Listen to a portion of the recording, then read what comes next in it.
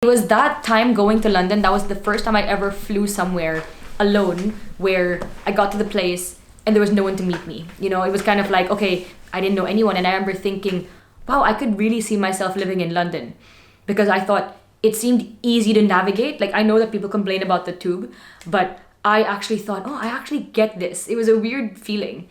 And I still remember that I love food, so I'm really into food as well. And after my first assessment center, I still remember my mom said, okay, be proud of yourself, treat yourself out to dinner. So syempre, I asked the hotel person, like, where should I go? And they suggested this place nearby. So I had my first ever meal in a Michelin star restaurant alone. I had wine pa alone. And I remember that I had this dish and I was like, oh, this is amazing. I want to eat like this for the rest of my life.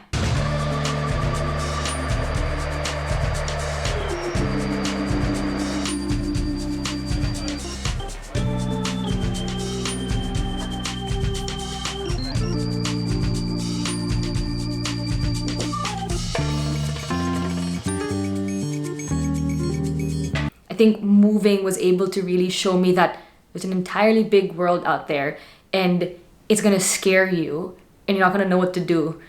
And I remember even saying, like, what am I doing? Why am I leaving? Is that stupid of me that I'm leaving everything I know behind, a comfortable life, people I know, you know, a potential job, who knows, and coming all the way here to nothing. And I remember just thinking, this is so not me. What has gotten into me? And I still don't really know. I honestly don't really know. I think it was just a feeling of, I know it's not enough. I know that what I have right now in Manila is not enough for the me now. Maybe it'll be for the me in the future, but I knew it wouldn't be for the me now. So I just thought, you know what? Book a ticket, because then that's it, diba? I'm not gonna not go. So I felt like once I do that, that's it. I'm gonna be forced to go.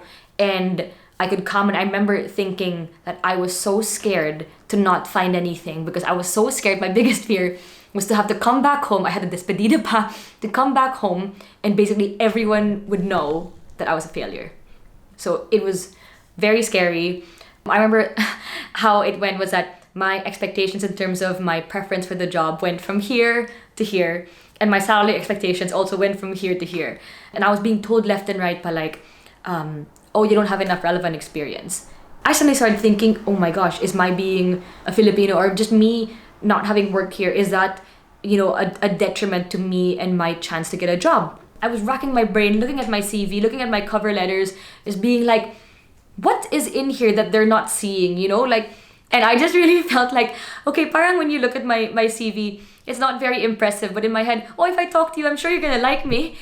And there were definitely many nights where I was just crying, thinking, oh my gosh, what did I do? Why am I here pa? And this is gonna be so embarrassing if I have to go back home and tell everyone, oh, it didn't work out pala. And yeah, I was just up until 3 a.m. every night applying for jobs.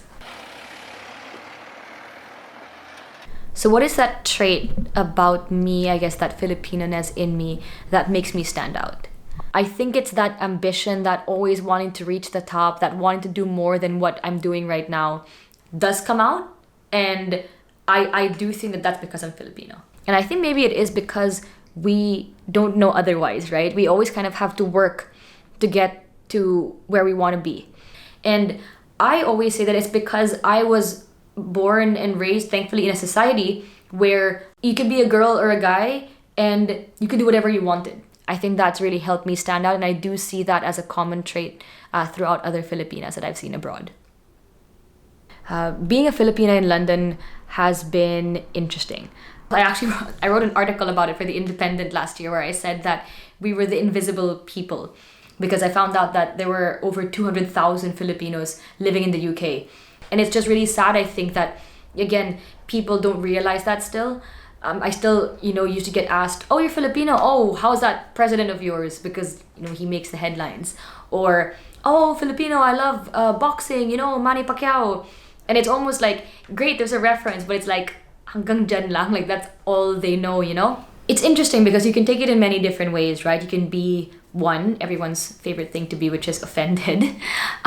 Or two, you can do something about it. I think that it is a chance for us to show the world what we have, be a part of a movement that is making history, And I just also think that is a chance to show that there are many different faces to the Filipino, to show that we are in different industries, we are working in different kinds of jobs in different countries around the world, but that we do have that common thread that ties us all together.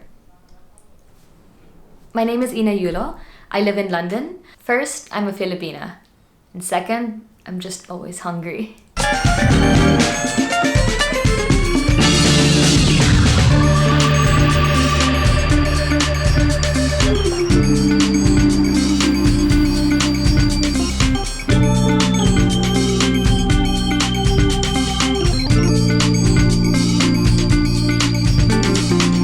First Filipina. Second, I was gonna say second, always hungry. That too? I'll just say that. Yun na lang, Yeah, parang different, yeah, of course. Let's keep this light too, no? Yeah.